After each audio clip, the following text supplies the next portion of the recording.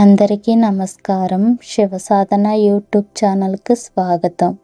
మనిషి జీవితంలో అత్యున్నత ఆధ్యాత్మిక స్థితి ఏంటో తెలుసా? అది సమాధి.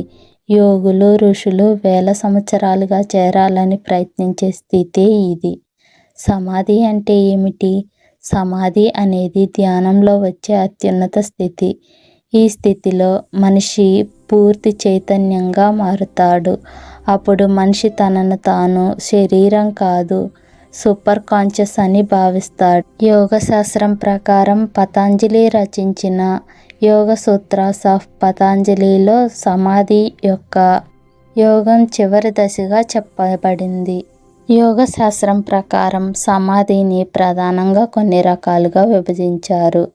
సాధారణంగా ఆధ్యాత్మిక గురువులు చెప్పే ముఖ్యమైన 4 రకాల సమాధులు. మొదటిది సవికల్ప సమాధి. ధ్యానం చేస్తున్నప్పుడు మనసు పూర్తిగా ఆగిపోదు, కానీ అది ఒక దైవం, మంత్రం లేదా ఆలోచన మీద కేంద్రీకృతమవుతుంది. ఈ స్థితిలో చాలా ఆనందం, శాంతిని అనుభవంలోకి వస్తాయి. ఉదాహరణకి, ఒక వ్యక్తి ఓం నమః శివాయ మంత్రం జపిస్తూ లోతైన ధ్యానంలోకి వెళ్తాడు. అతనికి శివుని ధ్యానం మాత్రమే ఉంటుంది. ఇది సవికల్ప సమాధి. రెండోది నిర్వికల్ప సమాధి. ఈ స్థితిలో మనసు పూర్తిగా ఆగిపోతుంది. ఆలోచనలు ఉండవు. నేను అనే భావన కూడా లేకుండా పూర్తి చైతన్యంలో ఏకత్వం అనుభవిస్తూ వస్తాడు, అనగా సూపర్ కాన్షియస్ స్టేజ్. ఉదాహరణకి, రమణ మహర్షి యువకుడుగా ఉన్నప్పుడు ఒకసారి లోతైన ధ్యానంలోకి వెళ్ళాడు. తన శరీరం కాదు, తను శుద్ధమైన చైతన్యాన్ని అనుభవిస్తానని చెప్పాడు.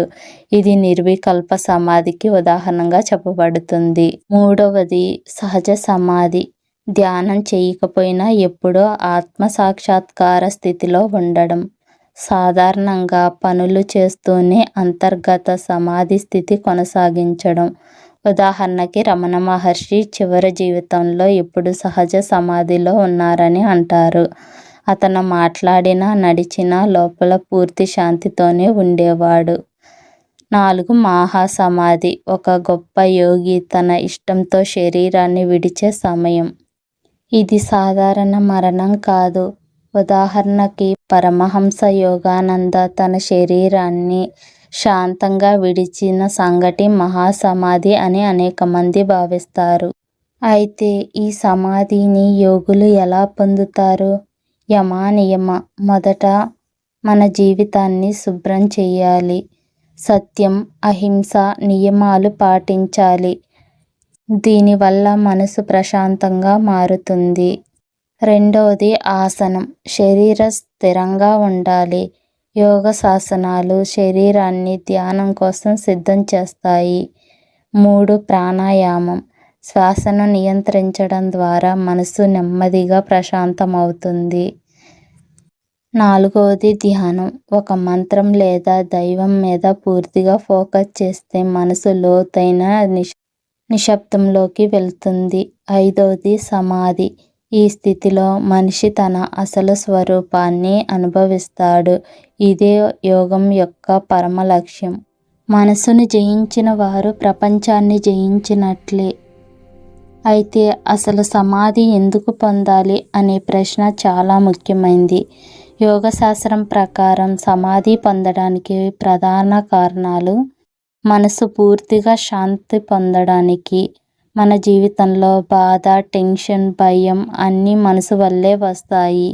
సమాధి స్థితిలో మనసు పూర్తిగా నిశ్శబ్దం అవుతుంది. ఆత్మ సాక్షాత్కారం కోసం.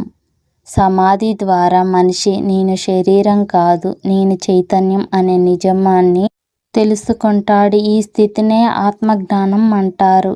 జనన మరణ చక్రం నుండి విముక్తి. హిందూ ఆధ్యాత్మిక ప్రకారం సమాధి ద్వారా మనిషి మోక్షాన్ని పొందగలడు. పూర్తి ఆనందం. సమాధి బయట ఉన్న సుఖాలు అవసరం ఉండవు. లోపల నుంచి పూర్తి ఆనందం వస్తుంది. ఉదాహరణకి, గౌతమ్ బుద్ధ మరియు రమణ మహర్షి లాంటి మహానుభావులు లోతైన ధ్యానం ద్వారా ఈ స్థితిని అనుభవించారని చెప్తారు. సింపుల్గా చెప్పాలి అంటే సమాధి పొందడానికి కారణం శాంతి, ఆత్మజ్ఞానం, మోక్షం. మా కంటెంట్ మీకు నచ్చినట్లయితే లైక్ చేయండి, షేర్ చేయండి మరియు కామెంట్ పెట్టండి. మరిన్ని ఇలాంటి ఆధ్యాత్మికత విషయాల కోసం మా ఛానల్ని ఫాలో అవ్వండి. ఇంతవరకు వీడియోను పూర్తిగా చూసినందుకు ధన్యవాదాలు.